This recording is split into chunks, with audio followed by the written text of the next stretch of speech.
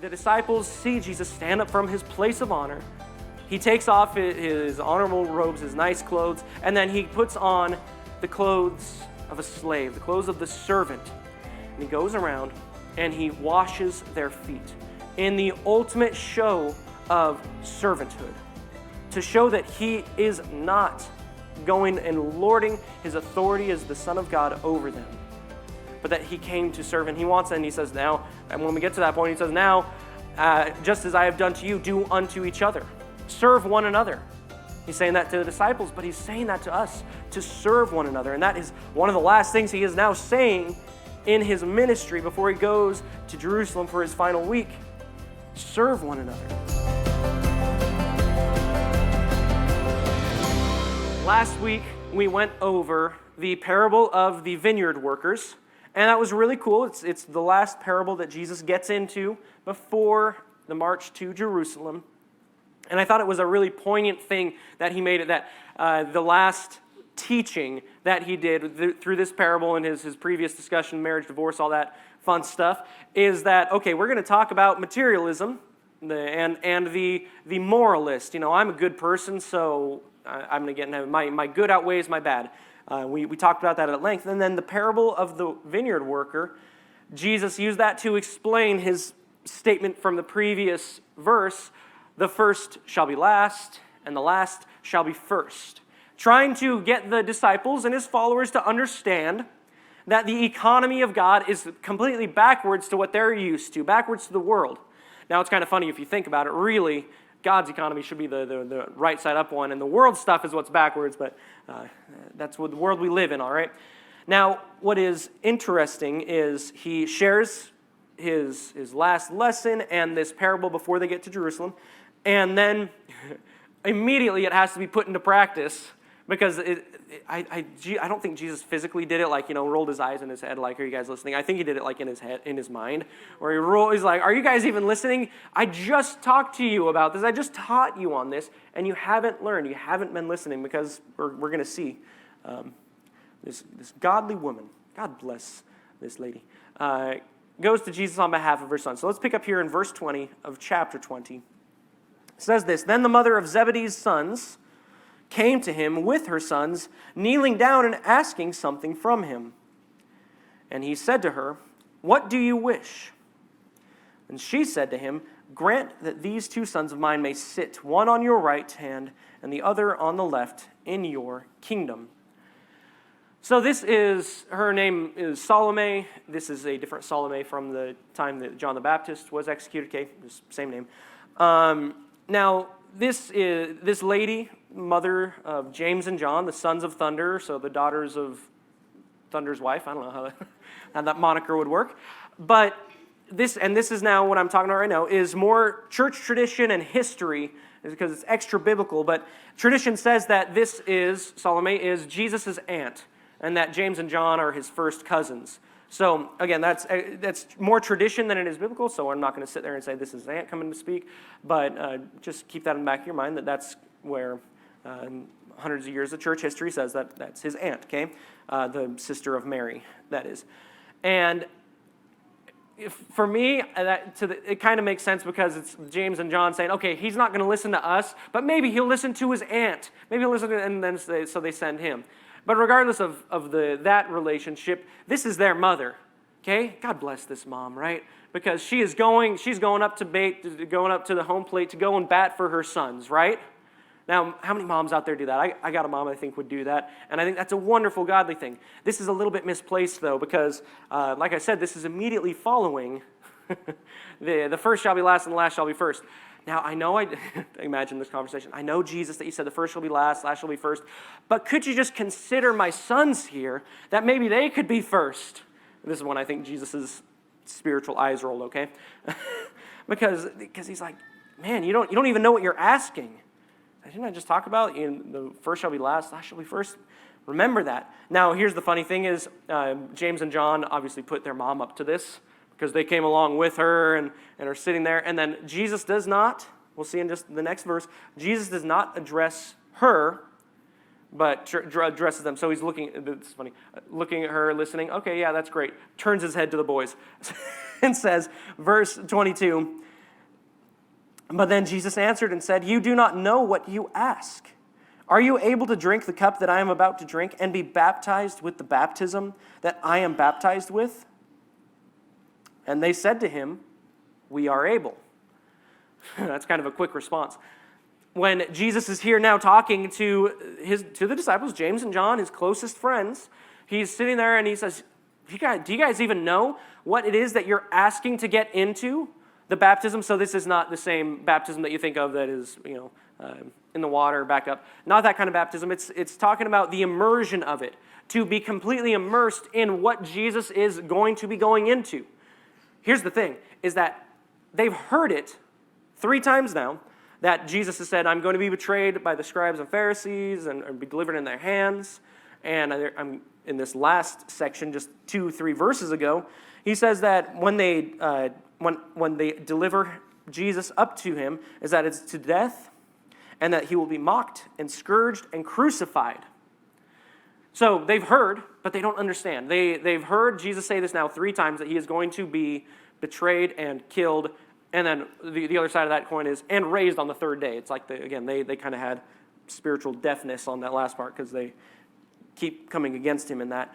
But Jesus then asks them, "Are you ready for that?" And a very, sadly, I think, quick answer. They didn't think about the ramifications. They didn't reason this in their hearts. They were only seeking, "I'm ready. I want to be at your left hand and right hand, and I'm ready. We are able to do this thing." They don't know. But Jesus does answer, and he says, verse 23, "And so he said to them, 'You will indeed drink my cup and be baptized with the baptism that I am baptized with. But to sit on my right hand and my left hand is not mine to give, but it is for those for whom it is prepared by my Father.'" Even up to this point, Jesus has shown perfect and full submission to the Father. Okay? We'll see in the Garden of Gethsemane, a couple months when we get there, that he says, "Lord, if this could pass me by, if this cup can pass me by, let it be so, but not my will, but your will." Similarly here, I like your sons, Salome. I like you guys, James and John. I love you. John is called by himself the disciple that Jesus loved. But it is not my place to put you at my right hand and left hand. That is up to the Father. Perfect submission there. Now, he tells them, "You are right. You say we are able, you are correct. You are going to take into this baptism that I am already going into." And Jesus, I love that Jesus doesn't flip the switch here and say, "Yeah, you're going to be killed too." He's still being, kind of gentle with them. But he was right, because what happens to James and John? James is martyred. Actually, in Acts chapter 12, we see that he is killed by the sword by Herod Agrippa. And so he is the first disciple actually to be killed and martyred for his faith. Now John is also martyred, but he's not killed, not for lack of trying. They boiled the man in oil and many other scourgings, but he survived and was then exiled to the island of Patmos, where he writes epistles and gets the revelation out of our book of Revelation. That's where he gets the revelation from. And so he too is baptized in the same baptism of being martyred and scourged and persecuted for his faith. So they do this thing, and it kind of seems like, I'm sure, from the other 10 as a blessing, where they're like, "Oh, Jesus just said that they're getting the same baptism as him." Oh, and let's see their response. Verse 24 says, "And when the 10 heard it, they were greatly displeased with the 2 brothers." Think about that. James, John, and Peter already kind of have the in with Jesus. They went to the mountain, and they had their little times away with Jesus, so they're like the inner circle. And then the others come alongside, and then they say, "Hang on a second, they're getting extra blessings now from Jesus? What's going on here?" And the question then arises, why does it that they ask the question?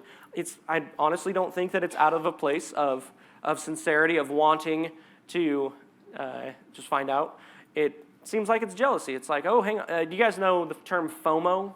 You ever heard that? Fear of missing out." That's exactly what these other disciples are. "Oh, we're missing out. We want that baptism too, Jesus. Why are you only giving it to them?" Now, here's kind of the thing, is that if any of the disciples went and asked Jesus, "Can I sit your left hand and right hand?" or said, "Hey, can I have a prominent place in your kingdom?" then he would say, you don't know what you're asking for. Are you ready for my baptism? It'd say the same thing, very similar, because they are all going to be martyred. They are all going to take into that baptism that Jesus is going into. Now, why is it that Salome, that the boys came and asked this question? It is actually in direct response to chapter 19, at the very end of chapter 19, when verse 28, you don't even have to turn a page for that, it said, Jesus said to them, assuredly I say to you that in the regeneration, when the Son of Man sits on the throne of his glory, you who have followed me will also sit on 12 thrones of judgment, judging the 12 tribes of Israel. So that kind of paints a picture, right? Jesus on the Son of Man, Jesus sitting on the main throne, and then you got a half circle around, right? So there is, in that imagery, immediately a right hand and a left hand. So they jump on, glom onto that, and so this is in direct response to that. But Jesus, first of all, tells them, hey, you're going to be baptized into this. But were you guys not listening to the last parable that I was just talking about? The first shall be last. Let's read, continuing on here. And they were displeased with the brothers. Verse 25.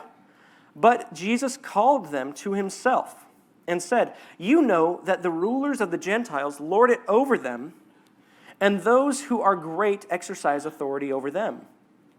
Yet it shall not be so among you.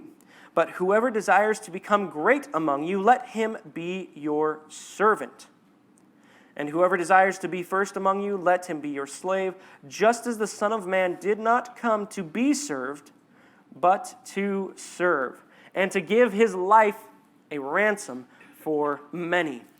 This is the style of leadership that Jesus is trying to instill into his disciples. The world says, all right, you've got all this power, you're a CEO, guess what? You flex that power on the people, on your workers, on the management, on the little ones that you, whatever it is, you think of that, and then it's like, okay, yeah, that's the world, that's kind of how it works. And Jesus is trying to get their mindset out of that. He's trying to get our mindset out of that, is that it's not just lording your power over, on your authority over people, because the economy, like we just saw, the economy of God is so different.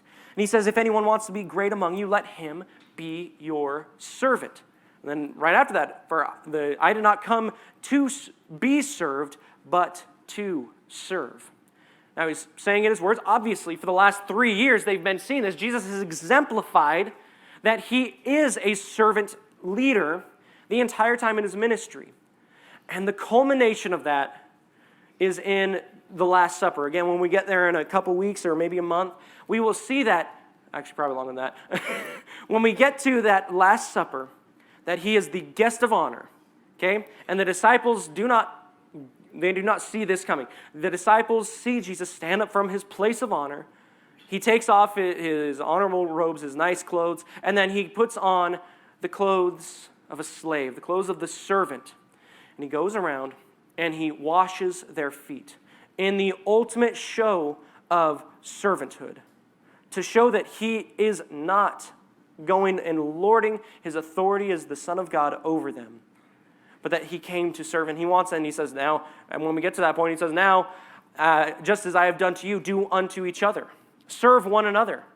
He's saying that to the disciples, but he's saying that to us, to serve one another. And that is one of the last things he is now saying in his ministry before he goes to Jerusalem for his final week. Serve one another. And then this last line where it says, but to serve and to give his life a ransom for many. Now this word ransom, you guys know what ransom is, and maybe have heard ransomware, or if you've ever watched a crime drama, somebody gets kidnapped, someone's wife or a child or something like that is kidnapped. People come on the phone, they got the gargly voice, just like that with the police, and they say, we want a ransom. That ransom is an amount of money that the person who is currently in captivity cannot ever pay. So they go outside and say, hey, pay us this ransom.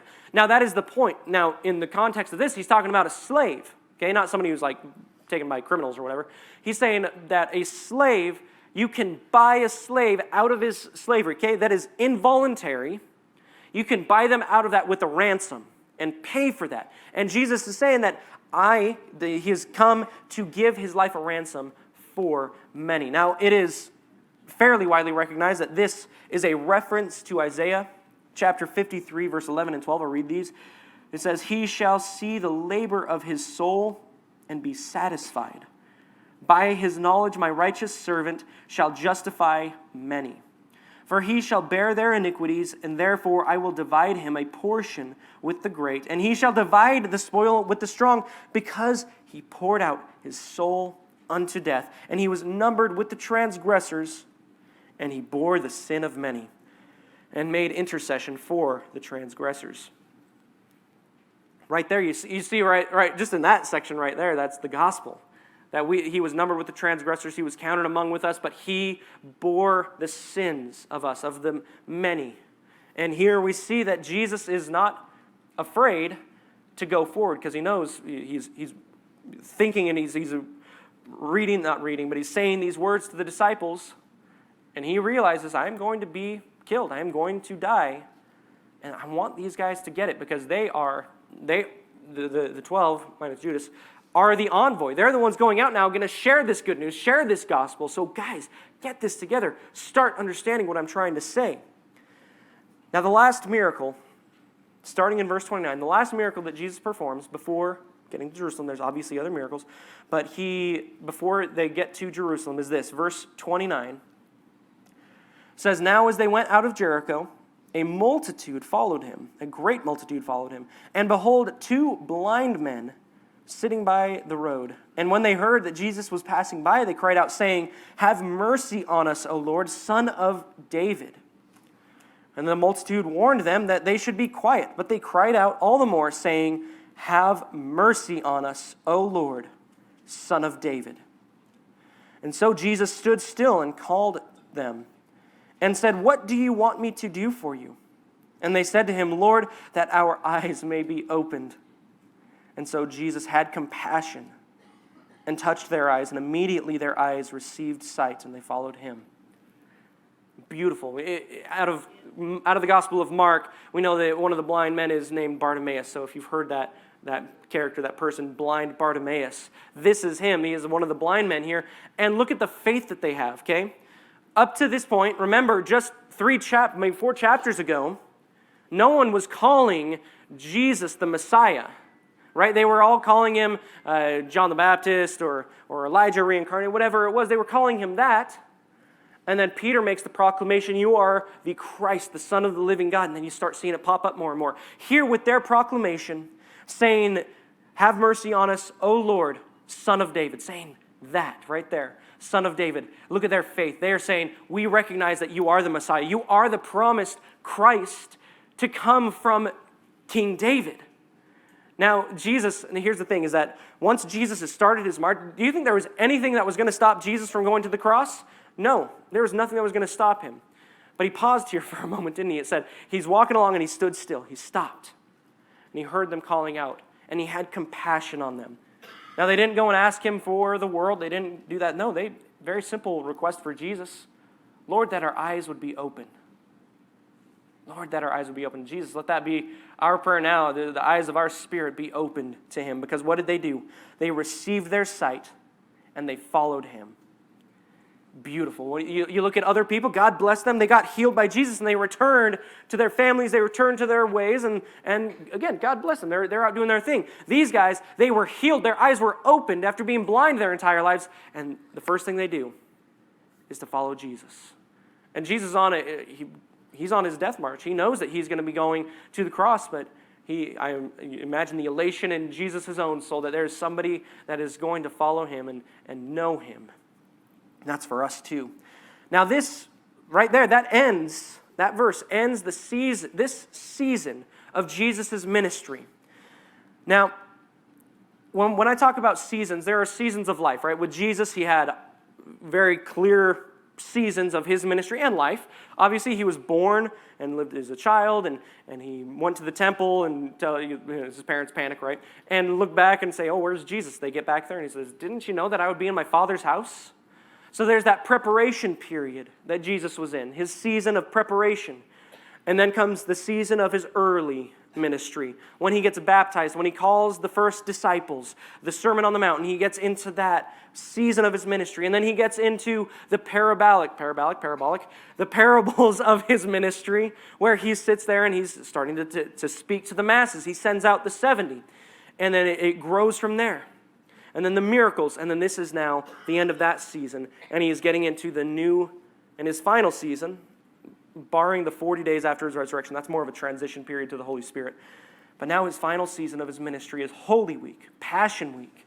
Well, next week we're going to talk about the triumphal entry, and that kicks off what would be one of his hardest week, the disciples' hardest week, because they're losing for only a day and a half. Okay, their rabbi, their Lord, their teacher, the person who they had been looking to for their entire lives, or not entire lives, sorry, for the last 3 years, is now gone away. It's a hard week. It's a hard season. And with that, I actually want you guys, if you're able to turn to the Old Testament. We'll have it up on the screen too, but Ecclesiastes chapter 3 talks about seasons. You guys might know this chapter, Seasons of Life. And Ecclesiastes chapter 3, verse 1 through 11. I want to read this. Talking about the seasons of life. It says, "To everything there is a season, a time for every purpose under heaven. A time to be born, and a time to die. A time to plant, and a time to pluck what is planted. A time to kill, and a time to heal. A time to break down, a time to build up. A time to weep, and a time to laugh. A time to mourn, a time to dance. A time to cast away stones, and a time to gather stones. A time to embrace, and a time to refrain from embracing. A time to gain, a time to lose. A time to keep, and a time to throw away. A time to tear, and a time to sow. A time to keep silence, and a time to speak. A time to love, and a time to hate. A time of war, and a time of peace. What profit has the worker from that in which he labors? I have seen the God-given task with which the sons of men are to be occupied. He has made everything beautiful in its time. Also, he has put eternity in their hearts, except that no one can find out the work that God does from beginning to end." Honestly, we don't know what season we're in when we're in the middle of it, right? Maybe you can a little bit. But God has a season that we are all in, and you think, okay, well, this season kind of sucks. I don't like this. I want to move on to the next season. For some people say that when you have toddlers at home, okay, I got a 6-month-old and a 3-year-old, and a 7-year-old who is learning how to talk back, okay? For me, right now, I feel like this is the hardest season of life. And then others of you who have teenagers, okay, I'm talking about kids here, or maybe even adult children, you're thinking, no, I've got the hardest season of life. You don't even know what's coming your way yet. And for some of you, maybe you don't have kids, and you think back on the seasons of your life. And it's hard to see in those seasons that God is with you unless you're going into that season knowing, just as he says, that I am with you no matter what. I will never leave you nor forsake you. So I got this picture up here. This is about 30 years ago, actually. There's my grandma and me. Aw. Everyone say aw. I used to be cute. I just got back from California, and we held my grandma's funeral service last week. And it was a hard time. And 88 years old, and she lived a good, long life, and it was time for her. And she's with the Lord. She believed in God and Christ for 80 of those years. And it was beautiful to be able to look at that picture that my mom keeps on her refrigerator, is one that I think, man, my mom was in the same position. I actually, about 2 weeks ago, took this picture. Second picture here is my daughter walking with my mom. And I intentionally did that to recreate. I didn't tell my parents that was happening. I just said, Sage, go grab Nanny's hand. And did that, and then I stood back, took the picture. But I did that because my mom and my grandma were in the same season that I am in now 30 years ago. And I can take from that and see that they were walking with God, and I can see that that had many benefits to their life of just not the turbulence that you have in life if you don't walk with God. But I took that and I say that I want to be able to have my kids down the line, be able to do something similar, look back and see that the seasons of life that we are in when we're kids, when we're teenagers, young adults, with kids, without kids, grandparents, that God is walking with you in every single one of those seasons. Now, you got to ask God what season you're in, because sometimes you really don't know. And you say, God, this season doesn't feel nice, God. Could you help me? And remember just what we read there. That he has made everything beautiful in its time. Remember that. And today we're going to be taking communion. So ushers, feel free to come forward. Worship team too. And when they come around, hold on to the elements, hold on to the cup and the bread, and we'll take it together. But in this time, I want you to reflect on that. What season are you in of life? What season of your ministry? Jesus had many facets to his seasons of ministry. What does that look like in your walk with Jesus? What season are you in? And ask God to guide you through it so that when you get to the next season, take it the same way that Jesus did. Knowing what was coming, it was going to be hard, but taking it in stride, knowing that God was with him, that the Father was with him, that he was going to make it through, and God is going to carry you through those seasons.